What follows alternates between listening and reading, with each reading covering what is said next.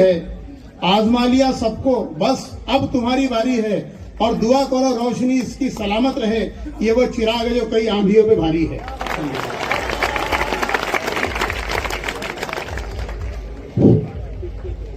सुरुवात करी तो ईश्वराच्या नावाने, जो अत्यंत दयाळू व कृपाळू आहे। आजच्या या कार्यक्रमाचे अध्यक्ष माझे माजी क्रीडा मंत्री, कारण की मी क्रीडा संघटक असल्याने त्यांना फार जोडून ओळखतो।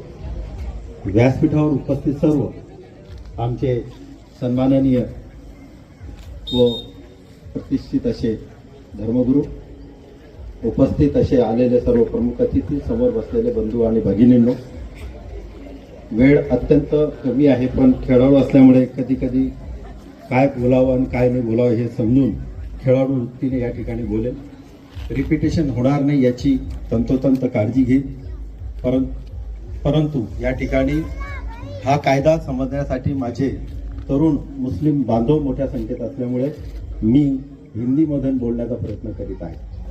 अभी डॉक्टर साहब ने जो कुछ बताया उसको छोड़ के उन्होंने तो एक्ट बता दिया आपको, वर्क बाय यूजर, और जो दूसरा उन्होंने कहा 12 साल का, वो लिमिटेशन ऑफ एक्ट 1963 का उन्होंने बहुत अच्छा बोला। लेकिन मैं उसको थोड़ा सा आगे बढ़ा देता हूँ कि 93 एक्ट का जो बताया है, जो इन्होंने कैंसिल किया है, वो दो धारी तलवार है।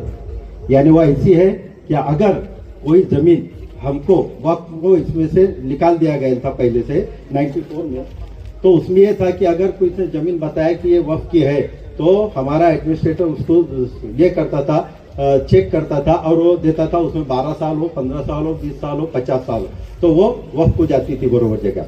लेकिन यहाँ पे ये हमारे भारत सरकार के जो गृह मंत्री है, उन्होंने ये चाल चली कि ये इसको ये लगा के कि अब इसको वक्फ एक्ट में इसको हम ये प्रावधान ले रहे, यानी 12 साल में अगर हमने दावा दाखिल किए तो ठीक, नहीं तो नहीं, वो तुम्हारे को नहीं मिली। इसका दूसरा फायदा ये कि जो जिन्होंने वक्फ की प्रॉपर्टी को इंक्रोचमेंट करके रखा है और 12 साल से वापर रहे, वो उसके मालिक बन जाएंगे। अब हमारे सामने बड़ी मिसाल है बॉम्बे की, हमारे अंबानी साहब की, कि 12 साल के ऊपर वो वापर रहा, ये कायदे में वो उसका मालिक बन गया, कोई चैलेंज नहीं। तो ये मैं उसमें थोड़ा सा कंटिन्यू कर दिया। और दूसरा वर्क बाय यूजर का भी उन्होंने मतलब बता दिया। वर्क बाय यूजर में हमने देख लिया कि वर्क बाय यूजर जो इतनी संपत्ति है हमारी, इतनी मुगलों ने छोड़ के गई, फिर ब्रिटिश कालीन आए, और ये डॉक्टर साहब ने बताया। लेकिन मैं आपको बताता चलूं कि भारत में, इंडिया में ये कायदा 1913 से शुरू है। 1913 से 2024 तक चला। 1913 के बाद 1923, 1923 के बाद 1954, 1954 के बाद 1995, 1995 के बाद 2013 में उसमें अमेंडमेंट हुआ। 2013 के बाद इन्होंने ये कायदा इसलिए लाया, क्या है, इसमें बहुत फ्रॉड हो रहा है, इसमें बहुत तकालीफ हो रही है, इसमें सारी संपत्तियों का विकेंद्रीकरण हो रहा है, इसके लिए इन्होंने ये अमेंडमेंट बिल लाया। हाउस में ये झूठ बोल के लाया कि हम इसमें मुसलमानों का फायदा करना चाहते हैं, हम हमारी बहनों का फायदा करना चाहते हैं, इसलिए हम इसमें ये कर रहे, सजेशन ऑब्जेक्शन मंगाए। सारे सजेशन 1 करोड़ के ऊपर के सजेशन उन्होंने बालाए ताक कर दिए। उन्होंने जेपीसी के 44 हमारे सजेशन वो बालाए ताक कर दिए। उन्होंने हमारे जो 25 वक्फ बोर्ड ने उनको सजेशन दिया उसको नेस्तनाबूद कर दिया। जो 10 सिटी में उन्होंने, और हमारे 22 एनजीओ को मिले, उनकी उन्होंने कुछ सुनी नहीं। और उन्होंने आखिर में जो 8/8/2024 से हुआ सफर ये अमेंडमेंट बिल का, वो 4/4/2025 को उन्होंने खत्म कर दिया। आप ख्याल रखो कि 1923 से चलने वाला वक्फ कायदा 2025 में 111 साल के बाद 8 महीने में खत्म कर डाले इन्होंने। कितनी ताकत है इनके पास, काय की ताकत है, तो सिर्फ लोकसभा राज्यसभा में उनके पास खासदार थे इसलिए। लेकिन वो खासदारों ने, आपने देखा, मेरे पहले वक्ता ने बोला इसलिए मैं वहां नहीं जा रहा, तो 232 और 195 ने उनके अगेंस्ट में वोट किया और हमारे को मदद की। हमारे को यानी ये गलत फहमी जो डॉक्टर साहब ने कहा निकाल लो कि ये हिंदू मुसलमान का विषय, ये हिंदू मुसलमान का विषय नहीं है। अगर हिंदू मुसलमान का विषय रहता तो कल जो हमारी खंडपीठ थी तीनों की, वो तीनों जजेस हमारे हिंदू भाई है। जो 4 वकील हमारे साथ तरफ से लड़े, वो चारों के चारों हमारे गैर मुस्लिम भाई है।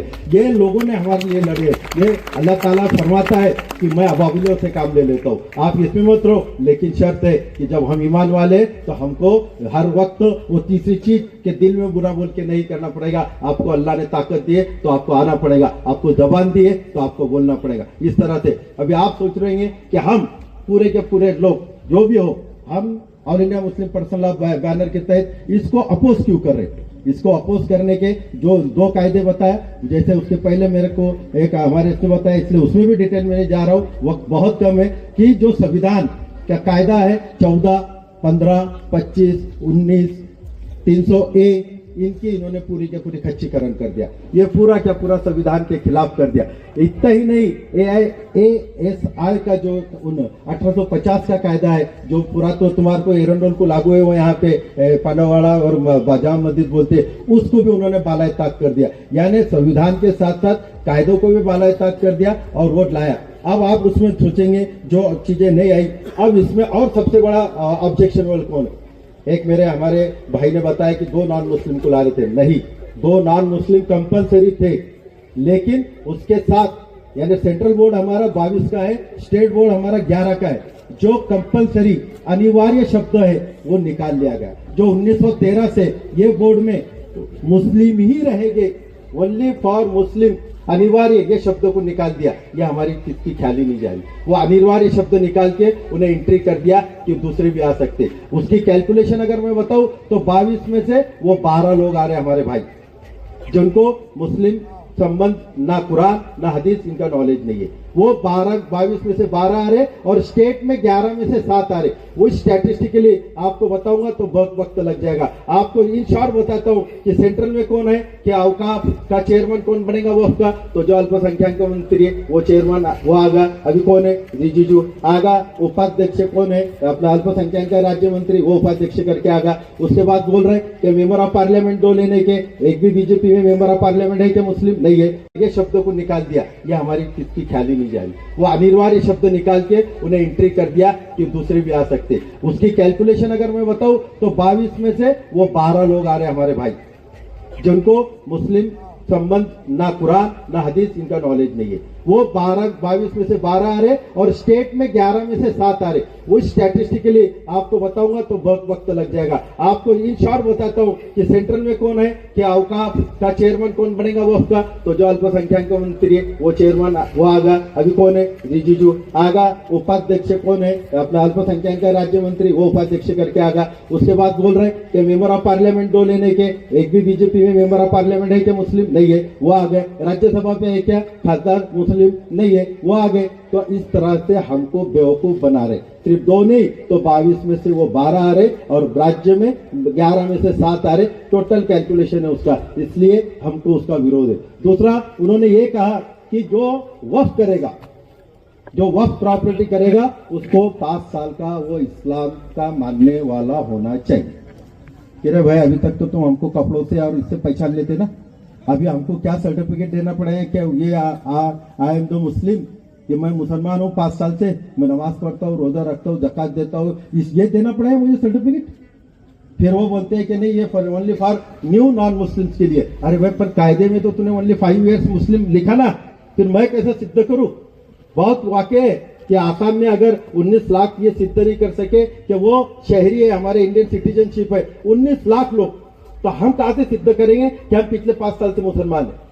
ले वो कायदा लाया उसने कि 5 साल जाएगा वही वक्फ करेगा। उसके साथ और अटैच कर दिया, क्या तुम वक्फ भी कितनी प्रॉपर्टी करेंगे? सिर्फ 1/3 करेंगे।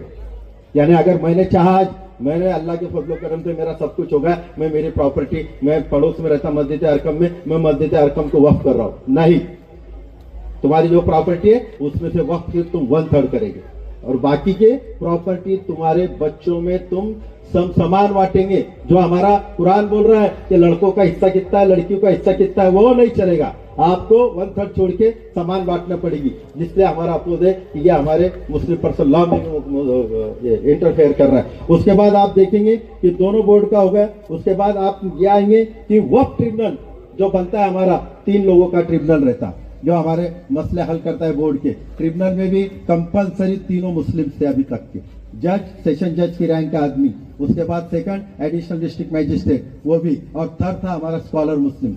इन्होंने तीनों वहां पे भी कंपलसरी वर्ड अनिवार्य शब्द निकाल लिया है। यानी अब सेशन जज जो लॉ एंड जुडिशरी अपॉइंट करती है वो जज जो भी आएगा वह कोणता भी समाज का कोणता भी धर्म का हो वो वहाँ फैसले करेगा। जो सेकंड उसका पार्टनर रहता है, मेंबर रहता है उसका, वो additional district magistrate. Additional district magistrate अगर आपके इसमें है तो वो आएगा ट्रिब्यूनल में, वरना जो भी है अवेलेबल उसको लिया जाएगा। हमको यहाँ स्टेज पे बैठे सालार साहब से लेके हमको पता है कि एसएनएम कादरी साहब को कितना मनाए थे हमने एडिशनल कलेक्टर बनने के बाद कि आओ बोर्ड पे, लेकिन वो आने को तैयार नहीं थे, क्योंकि सीओ भी कंपलसरी मुस्लिम होना चाहिए एडिशनल कलेक्टर के रैंक का, वो भी हमारे लोग मिलते नहीं। इस तरह से ये ऐसे कायदे उन्होंने लगा दिए, इसलिए हम इसको मान रहे नहीं है, इसको एक्सेप्ट नहीं कर रहे। अभी सुप्रीम कोर्ट ने अगर इंटीरियम ऑर्डर नहीं है, वो सिर्फ कोर्ट अपना इंटीरियम ऑर्डर देने जा रही थी, तो ये गवर्नमेंट जो कैबिनेट दाखिल कर रही, वो गवर्नमेंट का एसजी बोलता है कि मुझे आप 7 दिन की मोहलत दो। अरे भाई, जब तू कैबिनेट दाखिल कर रहा था, जब से तो तैयार रहना था, 655 का अहवाल तूने हाउस में दाखिल किया, जब से तैयार रहना था। हमारे 44 सजेशन थे, फिर भी सुप्रीम कोर्ट ने हमारे 44 सजेशन में से अभी सिर्फ 3 सजेशन पर ही इंटरिम दिया है। ये ख्याल रखो, अभी हमारे 41 सजेशन पेंडिंग है।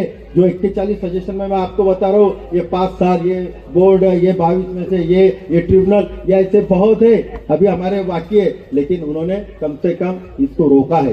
रोकने से मुराद अभी देखते हैं कि 7 दिन के बाद वो क्या दाखिल करता है, उसका रिप्लाई हमारे पिटिशनर क्या देंगे, और उसके बाद में कोर्ट में क्या चलता है, 3 की बेंच पे चलता है, फाइनल होता है कि 5 के बोर्ड में बनाते हैं, वो अल्हम्दुलिल्लाह ये है। लेकिन इसका मतलब ये नहीं कि हमने अब बैठ जाना चाहिए कि सुप्रीम कोर्ट ने इंटरिम दिया। ऑल इंडिया मुस्लिम बोर्ड ने ये दिया है कि 10 अप्रैल से 7 जुलाई तक आपको ये करना है, पूरा ढांचा दे दिया है हमारे को। आपको कहां पे हेजिटेशन करना है, आपको कहां पे ठिया आंदोलन करना है, आपको कहां पे धरने आंदोलन करना है, आपको कहां पे रास्ता रोको आंदोलन, वर्डिंग प्रॉपर वापरेले उन्होंने 7 अप्रैल के उनके नोट्स में कि जहां हालात साजगार हो गए आप वहां ये करो। बेशक जहां साजगार है वही हमको करना है। उसके बाद 30 तारीख को हमको 9 से 9:30 बजे तक के अंधेरे में बैठना है।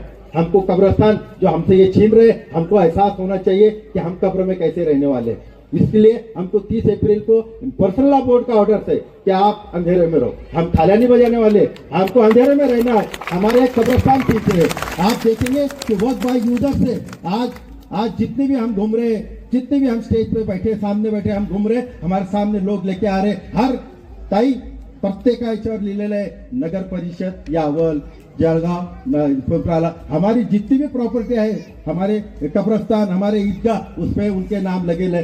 जो नाम नगर परिषद इनके लगेले, वो 1 मिनट में ये कायदे से खाली हो जाने वाली है। वो सरकारी संपत्ति है, सरकार को जाएंगे, वो आपका कुछ फायदा नहीं। हमको कब्रस्तान भी मिलने वाले नहीं है। हमारी मस्जिदें जो आप आज इजीली, क्योंकि इसकी नजर कहाँ गई मालूम है ना आपको, कि 1913 से ये कायदा लागू हुआ, 1923 तक के इनके पास, 1913 से लेकर 24 तक के इनके पास 1.8 मिलियन एकड़ जमीन थी, और 2013 से 2024 तक 2.1 एकड़ हेक्टर जमीन बढ़ गई, 31 लाख उसकी नजर उस पर गई। क्या इनके पास अगर इतनी जमीन बढ़ गई तो इसको कैसा लेना। तो अभी मेरे पहले ही बताया कि हमारे पास डॉक्यूमेंट नहीं रहते, हमारे पास उसके ये नहीं रहते, हम उसको कुछ बना नहीं पाते, तो हमारे से ये सब चीजें जाने वाली है, ये छीनने वाली है।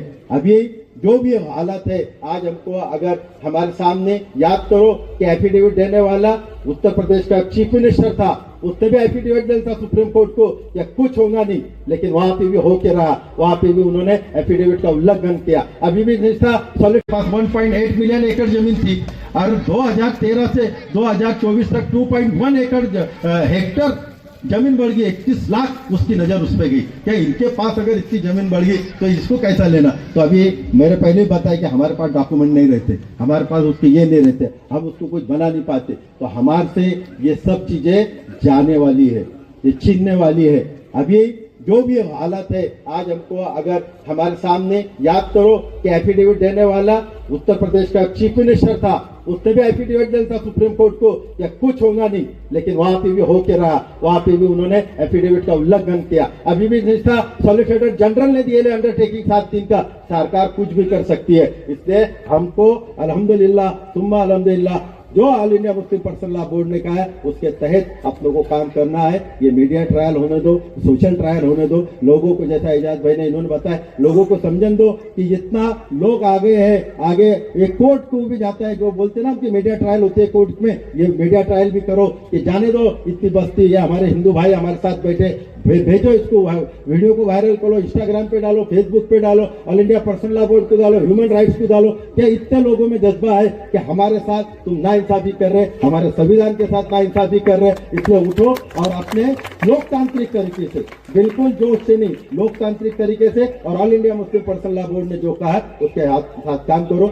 बहुत कुछ कहने का है मेरे दोस्तों बुजुर्गों, बहुत लंबी बात है ये, बहुत बहुत बहुत नाइंसाफी है ये कायदा लगा के वो हमको दुय्यम दर्जे का नागरिक बनाना चाहते हैं। दुय्यम दर्जे का नागरिक बनाना मीन्स तुम्हारा वोटिंग का हक गया, तुम्हारा कुछ भी रख नहीं रहेगा, तुमको जिस हालत में हम रख रहे वैसा रखो। ये साजिशें है, ये वक्त पे पहचानो और उसके लिए अल्लाह से दुआ करने के साथ साथ कोशिश करना हमारी सबकी फर्ज है।